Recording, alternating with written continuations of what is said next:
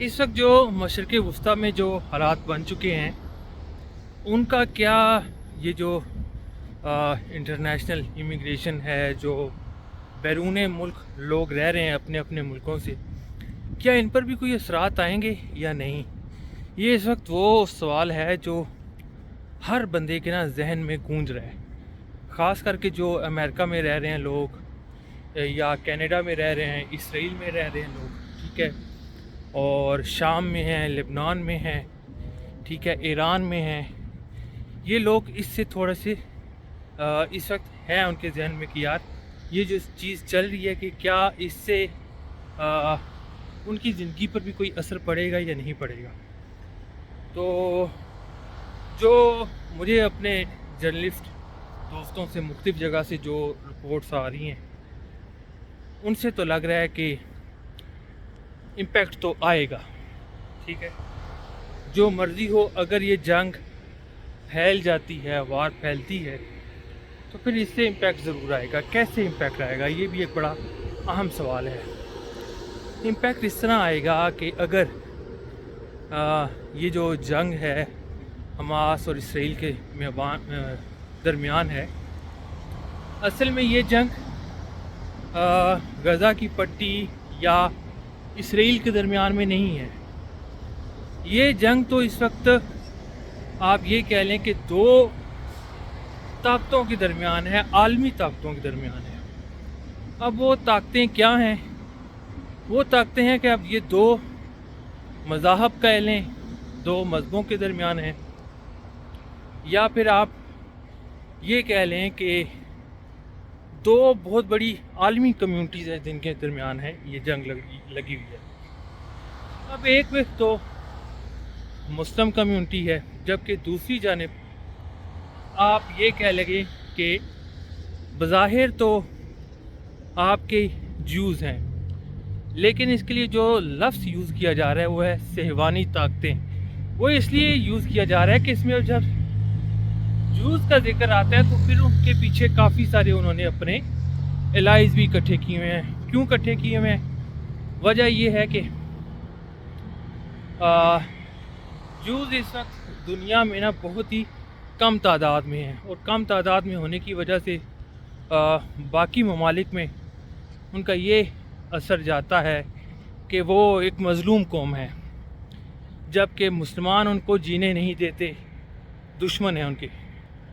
اسی طرح مسلمز میں بھی یہ ہے کہ جو فلسطینی ہیں ان کو اسرائیلی جینے نہیں دیتے۔ تو اس طرح کی ایک چیز بنی ہوئی ہے۔ اب اس میں پہلے بھی عرب ممالک میں اور اسرائیل میں جنگیں ہو چکی ہیں، اور ان جنگوں کا اینڈ پہ رزلٹ کیا نکلتا رہا ہے کہ فلسطین کا کچھ نہ کچھ حصہ جو ہے نا، وہ اینڈ میں یہ عرب لوگ ہار جاتے تھے، اور فلسطین کا کچھ نہ کچھ حصہ اسرائیل لے اٹھتا تھا، اور اس طرح کافی سارا فلسطین کا حصہ اسرائیل نے ہڑپ کر لیا ہے۔ لیکن اس مرتبہ حالات تھوڑے سے مختلف ہیں، کیونکہ بیک پہ ایران کھل کر آ چکا ہے۔ باقی مسلمز بس سمیت پاکستان کے خاموش ہیں۔ ان کی خاموشی کی وجہ یہ ہے کہ یہ بزدل قوم ہے، بزدل ہیں سارے، ٹھیک ہے۔ مسلمان اس وقت شدید ٹوٹ پھوٹ کا شکار ہیں، انہیں نہیں پتا کہ آگے کیا کرنا ہے، کیونکہ اصل میں جو ایمان تھا نا وہ دلوں میں ان کے ختم ہو چکا ہے۔ ان کو کرپشن، جھوٹ، لالچ، ان چیزوں نے گھیرا ہوا ہے، تو یہ نیکسٹ چیز سمجھ نہیں رہے کہ ہونے کیا جا رہا ہے۔ ابھی یہ اگر چیز ہوتی ہے، یہ جنگ بڑھ جاتی ہے، تو لازمی طور پر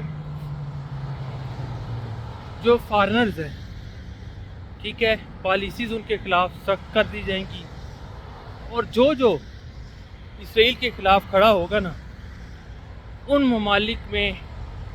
ممالک کے لیے کینیڈا ہو گیا، اچھا پھر یورپ میں جرمنی ہے، فرانس ہے، انگلینڈ ہے، ان ممالک کے لیے ان کی پالیسیز بڑی سخت ہو جائیں گی، اور ان ممالک کے جو سٹیزنز ان ممالک میں رہتے ہیں، کینیڈا، امریکہ، انگلینڈ، اسرائیل، ان ساری جگہوں پر نا ان کے لیے مشکلات پیدا ہو سکتی ہیں.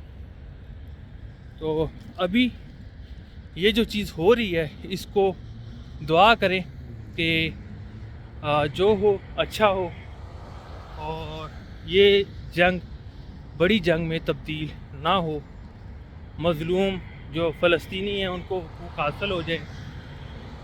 جو ان کے غازوانہ چھینے گئے ہیں اسرائیل نے جو قبضہ کیا ہوا ہے ان کی زمین پر، وہ وہاں گفت و شنید سے کچھ حل ہو جائے، لیکن ایسا نظر نہیں آ رہا.